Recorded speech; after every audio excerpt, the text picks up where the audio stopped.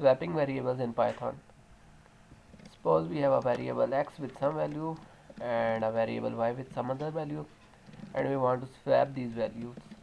So first of all, we will print the value of x and y with the print command. Print the value of x is equal to x, and the print the value of y is equal to this. So the original value of x and y will be displayed.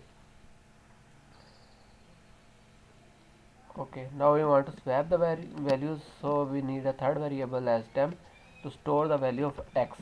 So take the value of x as into temp, and then give the value of y to x, and then take the value of temp for x. So these three lines are swapping the values of x and y. In this way we are swapping our variables and their values.